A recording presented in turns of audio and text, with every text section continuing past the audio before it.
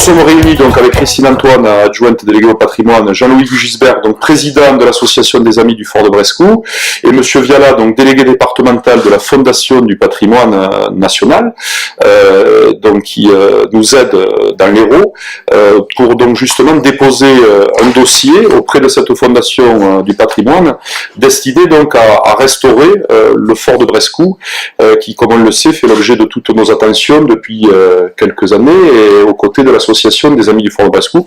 Je le laisserai s'exprimer tout à l'heure. Je rappelle que le 24 juste novembre dernier, le conseil municipal a donc pris une délibération pour adhérer à la Fondation du patrimoine et permettre ainsi de bénéficier de tout ce mécénat qui, M. Viala en parlera mieux que moi, mais qui, je le rappelle, désormais va pouvoir démarrer. Et donc pour ce faire, nous avons mis en place une cellule destinée à monter ce dossier qui doit être déposé d'ici la fin de l'année auprès de cette fondation qui décidera si oui ou non le dossier du fort de Brescou sera pris en compte dans le cadre de ce mécénat. Mais M. Viala en parlera encore aussi. Il y a d'autres fondations devant lesquelles on pourra déposer ce dossier du fort de Brescou. Donc aujourd'hui, 3 fonctionnaires de la ville sont dédiés pour monter ce dossier, de manière à montrer l'intérêt patrimonial, mais également l'intérêt touristique et l'intérêt économique pour toute la station, puisque le courrier que nous avons reçu que M. Viala a reçu de la Fondation du patrimoine, désormais détermine donc ses obligations à présenter un dossier qui a un caractère certes patrimonial, et celui du fort de Brescou est indéniable, mais aussi un caractère culturel, et nous avons envie de refaire vivre ce fort de Brescou à travers une scénographie qui rappelle sa riche histoire, et un aspect bien sûr touristique et économique, et là il est indéniable, et donc éventuellement y mettre aussi, pourquoi pas, un restaurant l'été qui pourra accueillir également des visiteurs. Voilà, je vais laisser M. Viala le soin de s'exprimer sur la partie Fondation du patrimoine, puisqu'il a une expérience très riche en la matière. Je rappelle que M. Viala est un bénévole, les délégués départementaux des fondations du patrimoine sont des gens bénévoles et donc passionnés forcément par le patrimoine héroltais. Allez-y, M. Viala. Oui, alors je vous remercie, M. le Fer. Ce que vous avez dit sur la Fondation du patrimoine et surtout sur le délégué départemental, c'est vrai que nous sommes les délégués départementaux en France et nous sommes tous bénévoles.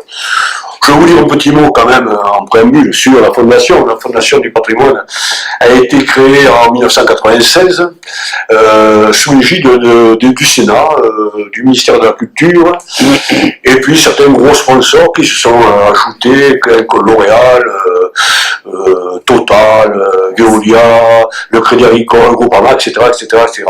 Donc la Fondation a commencé à travailler sur ces bases-là, et puis finalement le ministère des Finances nous a octroyé quelques années après, aux environs, je crois, de l'année 2000, une partie des héritages en déshérence, qui était de l'ordre, à cette époque-là, de 8 millions d'euros, mais cette subvention, bien sûr, compte tenu du contexte aujourd'hui économique que vous connaissez, monsieur le maire, cette subvention va certainement être diminuée, mais en fait, on travaille donc comme ça, et puis on travaille aussi avec les donateurs de tous bords qui donnent des fonds à la Fondation du patrimoine.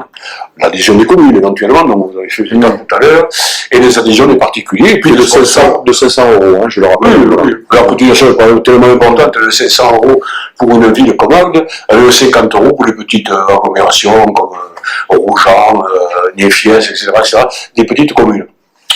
Voilà comment nous fonctionnons. Alors, qu'est-ce que nous faisons?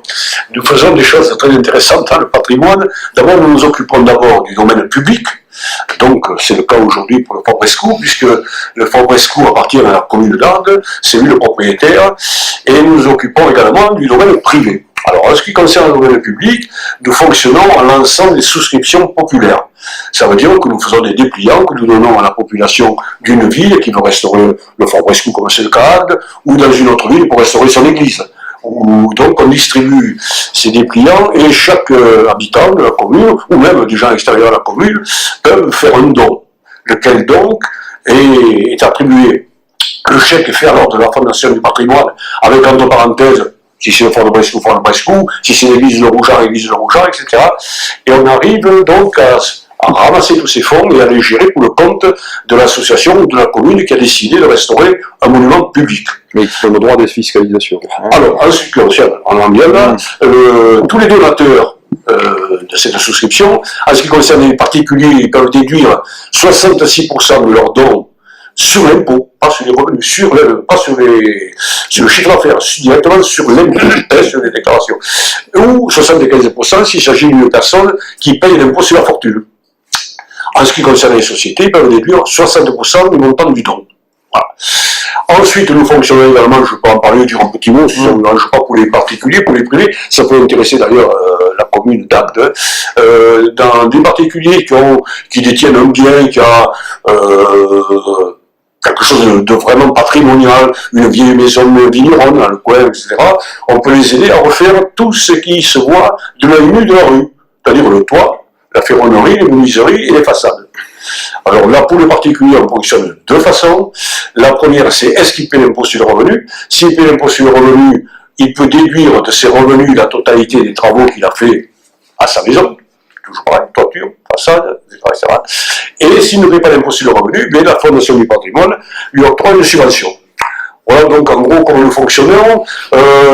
Quelques chiffres pour vous dire que la Fondation du patrimoine, depuis 10 ans, a distribué, a fait des travaux pour plus de 2 milliards d'euros, ce qui a maintenu en France ou créé 30 000 emplois.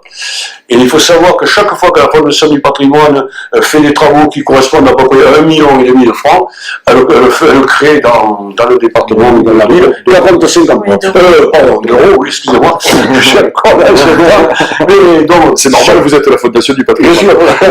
Donc, je suis patrimonial. Non, chaque fois que la Fondation du patrimoine fait faire des travaux pour 1,5 million d'euros, elle crée ou maintient à peu près 45 emplois. C'est des sources INSEE. Voilà ce que je pouvais dire maintenant sur la Fondation du patrimoine. Et Monsieur Gisbert, peut-être qu'il va dire un petit mot, puis après on répondra aux questions. à mon ami M. Gueux, qui lui va s'occuper justement du lancement de cette souscription dont on vient de parler.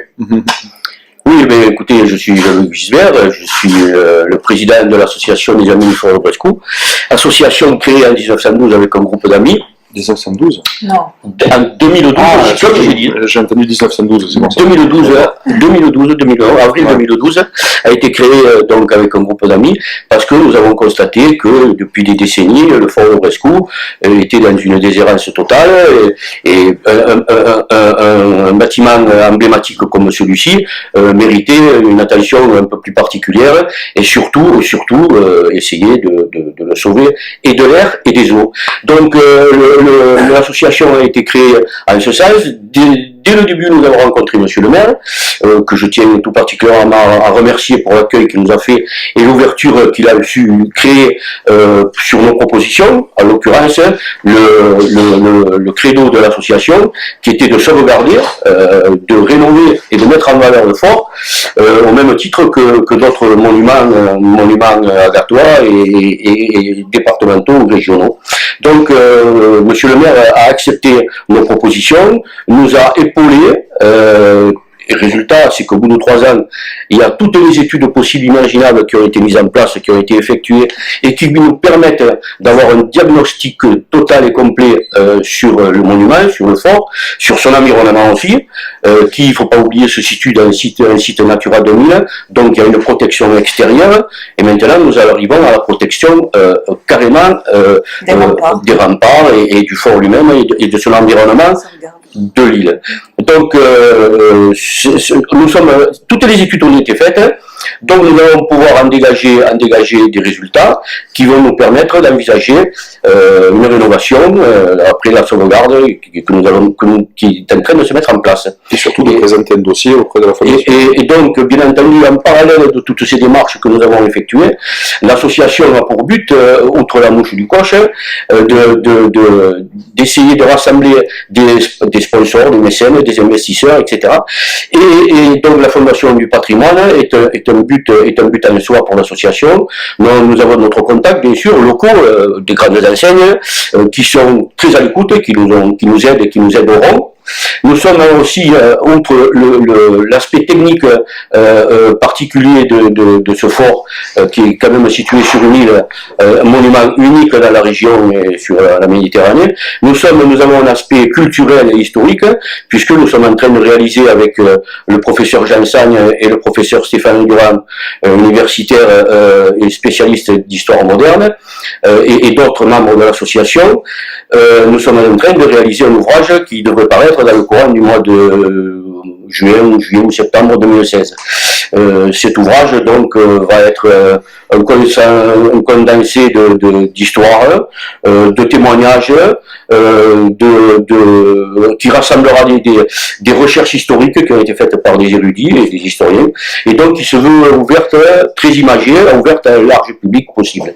Et puis avec Monsieur le maire, nous avons plusieurs pistes, en l'occurrence la mise en valeur du fort, donc, qui à brève échéance, je l'espère, pourra permettre à un public le plus large possible de déboucher sur des visites comme ça se faisait auparavant, parce qu'il faut savoir que le fort était très visité, et il y avait, je ne sais plus exactement le nombre de visiteurs sur les 2 mois, mais c'était très important, et il ne faut pas oublier que quand même Brescou, c'est l'entrée et la sortie de la ville d'Agde, sur sa vocation maritime, et sur toute l'histoire qui touche à la mer, aux fleuves, aux eaux de la ville d'Agde.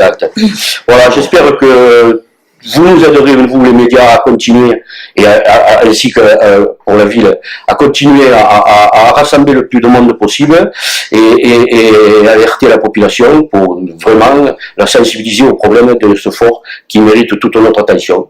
Voilà, parce que là, vous avez bien compris, il y a 2 phases. Il y a la phase où on va présenter le dossier par l'intermédiaire de M. Viala auprès de la Fondation du patrimoine à Paris, en espérant que la Fondation retienne notre dossier pour nous donner une première aide. Alors oui, parce qu'il y a beaucoup de dossiers qui vont être amenés, mais bon, chaque année, il y a d'autres fondations, M. Viala en parlera également, il y a d'autres fondations où nous allons déposer le dossier. Il n'y a pas que la Fondation du patrimoine, peut aller aussi apporter notre dossier dans d'autres fondations privées. Total, le Crédit Agricole, Veolia, il y a beaucoup de grandes marques qui ont des fondations et qui donc retiennent des dossiers en fonction de ce que la Fondation du patrimoine leur présente. Donc on a plusieurs, je dirais, pistes entre guillemets, et la deuxième phase, et M. Guy Gisbert l'évoquait, c'est que nous allons donc préparer un dépliant, qui sera d'ailleurs estampillé Fondation du patrimoine, pour aussi aller chercher des fonds par l'intermède de cette défiscalisation auprès de nos compatriotes, qu'ils soient d'ailleurs locaux ou touristes. Parce que je le rappelle, le fort de Brescou est quand même la carte postale de notre station balnéaire et de notre Languedoc-Roussillon. Donc aujourd'hui, je dirais que n'importe qui est amoureux de ce fort de Brescou peut faire un don pour la rénovation de ce fort. Donc on aura, avec M. Guy Gisbert, les services de communication de la ville et l'intermédiaire des médias, je le souhaite aussi, avoir le plus large éventail possible, toucher le plus grand nombre de monde possible, pour espérer avoir le maximum de dons au-delà de l'aide que la Fondation nous fera, puisque les gens feront d'ailleurs le chèque auprès de la Fondation du patrimoine avec le libellé. Donc les fonds seront fléchés, on a bien compris, sur la restauration du fort de Brescou. Voilà, donc il faut bien comprendre comment les choses se mettent en place, ce qui n'empêche pas, et je termine, d'avoir des aides de l'Europe, d'avoir des aides de la région, d'avoir des subventions, de la DRAC, et au-delà de ces mécénats, d'accord ? Sachant que l'association, j'ai oublié de le dire, et c'est quand même très important, approche les 300 adhérents en 3 ans, quoi. Donc, il y a quand même un intérêt. La sensibilisation du public est importante. Il y a quand même un intérêt non seulement local, mais départemental, et comme je disais tout à l'heure, régional, et international, puisque nous avons des adhérents des États-Unis, nous avons des adhérents de Belgique, du Luxembourg, des Pays-Bas, donc, on vient de créer justement un site qui va permettre d'élargir encore nos contacts et d'augmenter notre influence, votre aura sur le plus large public qui n'est pas local. Concrètement, parce que ces décisions de défiscalisation peuvent abonder réellement dans le sens de l'intérêt général et faire avancer le fort Brescou. En année fiscale, je parle concrètement, en année fiscale, cette année, c'est encore pas possible. J'ai bien compris. Dès qu'on aura lancé la campagne de souscription, on peut faire un don avant la fin de l'année. L'avantage qu'il y aura, vous avez raison de poser cette question. C'est déjà déductible en 2012, en 2015. Eh oui, si vous faites le don en 2016, ça sera déductible sur les impôts de 2015. Si par exemple je fais un don aujourd'hui, oui, on est déjà éligible parce qu'on a pris la délibération le 24 novembre, qu'aujourd'hui nous sommes adhérents et que le projet donc, est estampillé Fondation du patrimoine. Donc c'est vrai que les dons qui seront faits d'ici le 31 décembre seront déductibles sur les impôts de 2015. Sur la déclaration de 2015. Oui. Si le dossier n'est pas accepté ? Ah non, mais le dossier, c'est pour avoir une aide substantielle. l'aide de la Fondation du patrimoine. Le mécénat, il est d'ores et déjà autorisé. C'est ce que j'expliquais. Il y a deux phases dans cette affaire. Il y a l'aide de la Fondation. Exactement. Direct de la Il y a Fondation. l'aide directe de la Fondation que nous allons déposer, mais ça n'empêche pas qu'il y ait complémentairement ou exclusivement l'aide du mécénat qui lui est déjà ouvert. Sauf que là, on vous fait la première conférence de presse pour vous l'annoncer, mais on va devoir aussi faire de la communication pour le généraliser, cette information, on va la généraliser. C'est important ce dernier mois de l'année de rappeler aux Agatois. Ils peuvent en faire un en 2015 et un en 2016, voilà, ils peuvent faire les deux. Nous sommes une des villes de l'Hérault, si ce n'est la première ville de l'Hérault, qui a le plus de contribuables assujettis à l'ISF. Voilà. Donc c'est 75%. Ce n'est pas leur nom, monsieur. C'est pour ça qu'il faut qu'on le diffuse le plus largement possible. Donc c'est vrai qu'aujourd'hui, le travail avec monsieur Gisbert, c'est d'aller voir toutes les associations de commerçants, les entrepreneurs, puisque monsieur Viala vous le disait, il y a aussi les sociétés, alors à hauteur de pourcentage du chiffre d'affaires, mais qui peuvent déduire sur leur impôt sur les sociétés. Donc, notre rôle et le rôle de l'association, bien sûr, c'est de sensibiliser au plus large public possible l'idée de la rénovation du fort de Brescou, et ça elle le fait très très bien, et monsieur Gilbert me disait il y a 300 adhérents, mais notre rôle aussi en commun, c'est d'aller porter la bonne parole auprès de tous ceux qui seraient susceptibles d'abord d'avoir un intérêt aussi de voir le fort de Brescou, parce que c'est pas juste de dire je déduis de mes impôts, c'est quand même également l'intérêt collectif de voir le fort de Brescou ne pas s'effondrer dans les années à venir, sachant qu'il sert quand même de carte postale essentielle à véhiculer une bonne image de la station balnéaire. Alors, vous disiez qu'il y a eu des études qui ont été faites ces 3 dernières années. Alors, est-ce qu'on sait le montant qui serait nécessaire pour rénover? Oui, non, mais le montant, là, il y a eu des études qui ont été faites par la mairie, donc d'ailleurs auxquelles l'association participe, enfin, je veux dire, sur les résultats, et on les partage. Aujourd'hui, j'ai envie de dire que la consolidation, c'est-à-dire véritablement pour que le fort soit remis sur pied de manière essentielle sur ses bases, c'est 5 millions d'euros, dans un premier temps. Il nous faut 5 millions d'euros, à grosso modo, pour véritablement consolider l'existant. Ensuite, il y aura une deuxième phase de travaux, si on trouve les fonds, bien entendu, pour mettre en valeur un peu mieux le fort de Brescou, si on veut faire de l'applique, si on veut faire par exemple une scénographie sur les pirates, les sons et lumières, accueillir du public dans des conditions, accès handicapé, toilettes publiques, bon voilà. Bon là, il y aura certainement une deuxième phase de travaux d'à peu près la même somme, et ensuite, si on arrive à mettre par exemple un restaurateur, ou un point où on puisse quand même trouver une alimentation pour par exemple des plaisanciers, ça pourrait être une étape pour les plaisanciers sur la mer Méditerranée. Si on veut faire un point comme ça d'accueil, eh bien il faudra encore certainement mettre de l'argent, mais là l'étude n'est pas allée jusqu'à exactement, mais on a à la louche à peu près. Au final, je vais vous dire, si on veut faire les choses parfaitement bien, il faudra entre 10 et 15 millions d'euros. Voilà.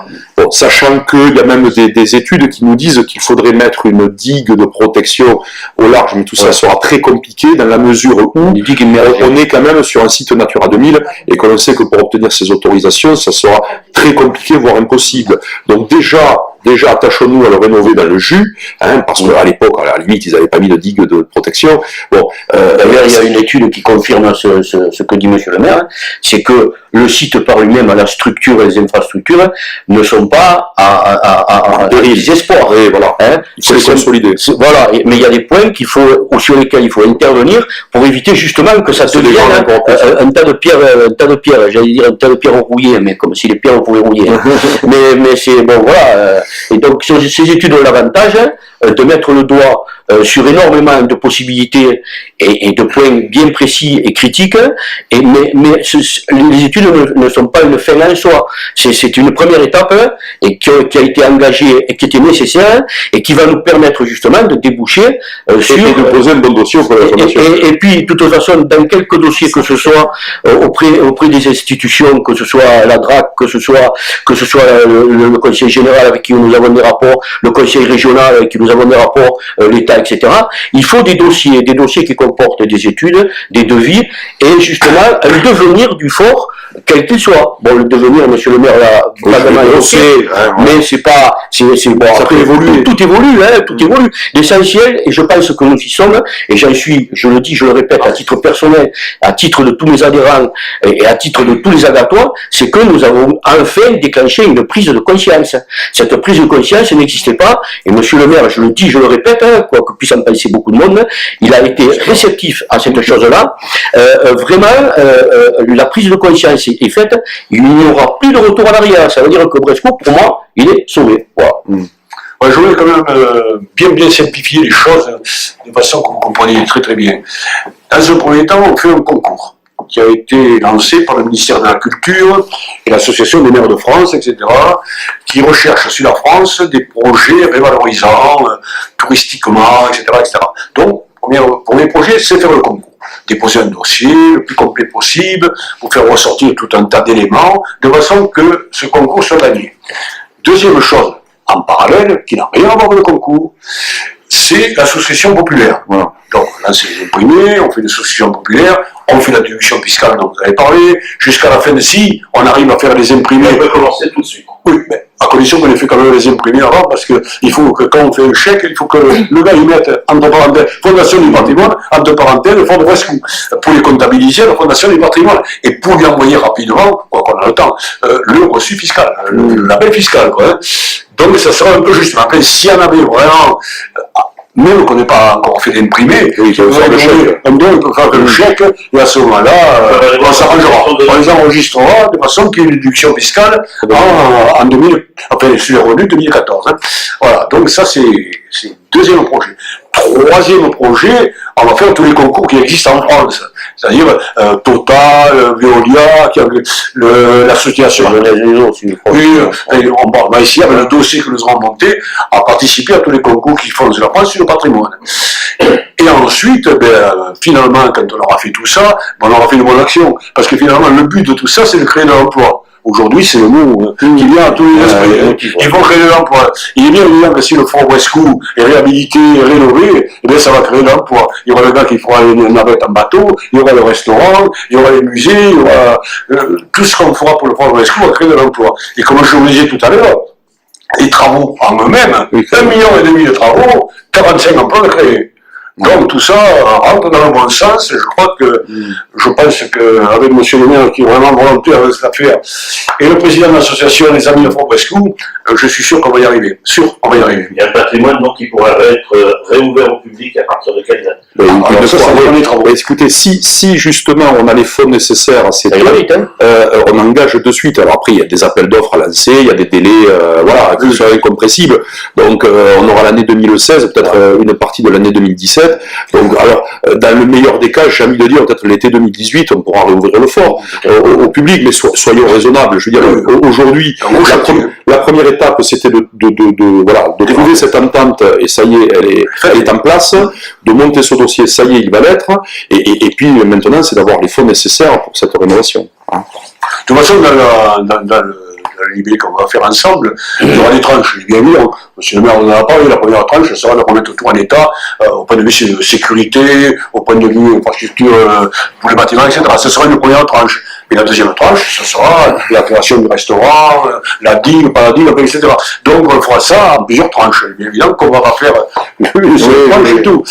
Et c'est quand même un génie civil difficile, hein, c'est pas évident, parce qu'il faut quand même amener tout ça par barge pour aller ensuite faire le chantier. Donc on comprend bien que c'est un chantier assez exceptionnel et un peu différent d'un chantier à terre. C'est un chantier exceptionnel, il faut le dire parce que c'est vrai.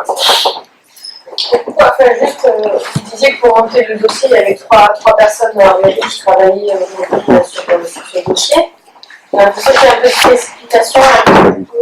Pourquoi maintenant non. Pourquoi il y a de la précipitation? Mais non, mais tout ça. Non, il y a aucune. Vous disiez qu'il y avait 3 personnes qui travaillaient sur ce. Oui, parce qu'il nous faut monter le dossier rapidement là.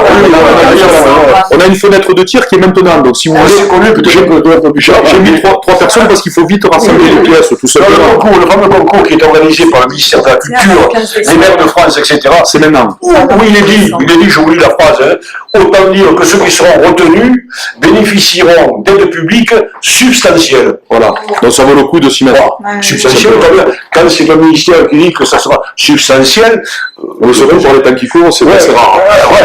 Et en plus, ce sera beaucoup d'argent, à mon avis. Il est renouvelé ce concours. C'est tous les ans qu'il est renouvelé ce concours. Non, ça a été exceptionnel cette année, je pense. Voilà. C'est là il y a quelques mois. Il a pas fini de dépôt du dossier. Et bien c'est la fin d'année. Avant la fin d'année. Il faut quand même, puisque pour répondre un peu à votre question aussi, il faut quand même savoir que l'association, donc, par voie de conséquence, la prise de conscience date que de 2012, ça fait quand même au mois d'avril 2012, ça fait tout juste 3 ans. Depuis 2 ans, On a fait des études. nous avons, grâce à monsieur le maire et Christine Antoine, et madame Christine Antoine, nous avons à disposition, l'association, j'entends, et les services municipaux, un fonctionnaire municipal, ingénieur, architecte, qui a été mis à disposition et qui s'occupe de la cathédrale, c'est certain, de la Tour des Anglais, mais surtout et particulièrement de Brescou. Donc ça fait 2 ans qu'il y a quand même quelqu'un qui a permis justement de mettre en place Le cahier des charges, et de faire évoluer ces fameuses études. Et cette personne, que je remercie d'ailleurs parce qu'elle a fait un travail formidable, qui part à la retraite, a été remplacée par 2 personnes, non pas qu'on multiplie les genres, mais il y a une personne qui est ingénieure et qui continue donc le travail qui avait été fait, et une personne qui est beaucoup plus administrative, qui correspond justement à cette demande nécessaire pour constituer des dossiers touchant le maximum d'institutions et la Fondation du patrimoine. Et là, puisque, je conclus, puisque ce dossier Fondation du patrimoine doit être bouclé avant le 20 décembre, on met le paquet. On va pas s'en priver. Voilà. Hein, surtout si on est c'est formidable. Voilà. Bon. Ouais, c'est le ministère de la Culture qui a lancé. Moi, j'ai reçu la lettre. Oui, parce que ça, c'est assez exceptionnel. Hein. C'est assez exceptionnel cette année. Le projet de lequel Vous avez dit, M. Vialac, c'est assez rare. J'ai eu l'occasion de trouver il s'agit de faire l'inventaire des bâtiments situés. Il s'agit de faire l'inventaire des bâtiments situés dans les collectivités publiques et qui pouvaient faire l'objet d'une restauration. C'est le cas.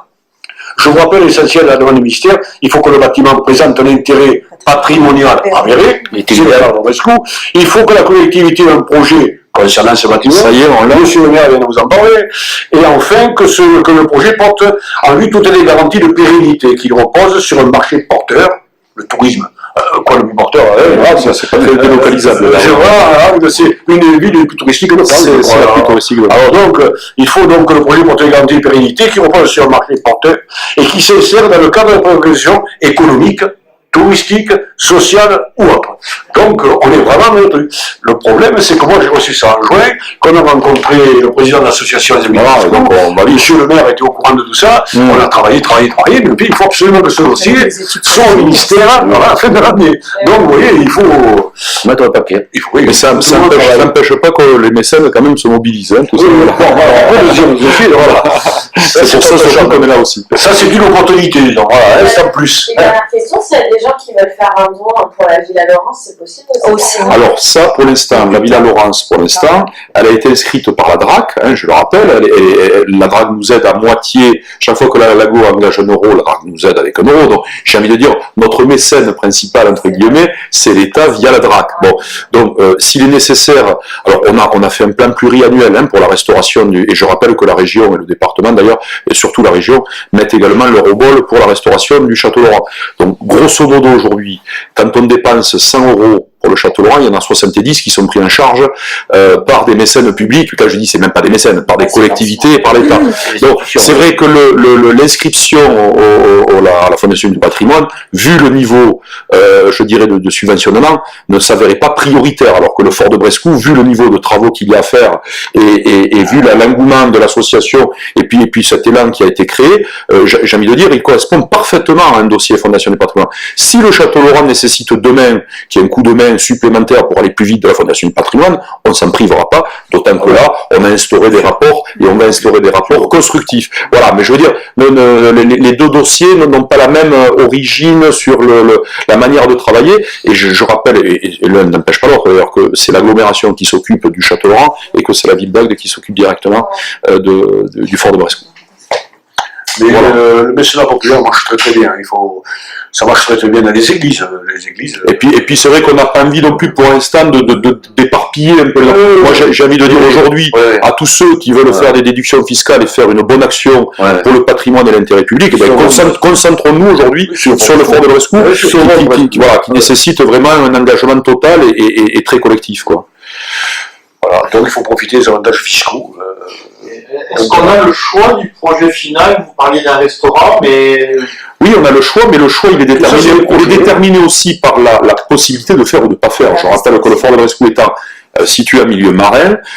Déjà, on peut pas accueillir des gens toute l'année, il y a des tempêtes, il y a des projets qui sont possibles, d'autres qui ne le sont pas. On ne pourrait pas ouvrir quelque chose au fort de Brescou à l'année, par exemple. Bon, eu égard à la sécurité des gens qu'on y amènerait. Donc, bon, voilà. Le type d'activité le type d'activité possible aujourd'hui, ça va jusqu'à un restaurant, parce que, admettons, imaginons, si on y mettait un hôtel, ça sera encore plus compliqué. Et puis le fort de Brescou est pas non plus immense. Si on veut garder quand même la majorité de ses ailes pour faire, par exemple, des scénographies dédiées à la piraterie, à l'histoire du fort, un son et lumière, peut-être des séminaires avec des tentes couvertes, soir un spectacle aussi. Hein. Je vous rappelle qu'on y avait amené un piano une fois et que ça avait été un spectacle magnifique parce que ça donne de suite un cadre exceptionnel. Donc si on veut faire des spectacles culturels, voilà, des choses comme ça, je pense qu'on peut pas y entasser trop de choses à côté. Voilà. Donc aujourd'hui, on se limite à un restaurant, bar ou snack, de manière aussi à ce que ça fasse un point d'arrêt pour les gens qui naviguent. Hein. Je rappelle aussi que c'est quand même un point d'arrêt pour les gens qui naviguent. Donc voilà, soyons quand même modestes en termes de projet. Essayons surtout d'abord de restaurer ce fort, de le consolider, et qu'ensuite il puisse accueillir des activités qui correspondent.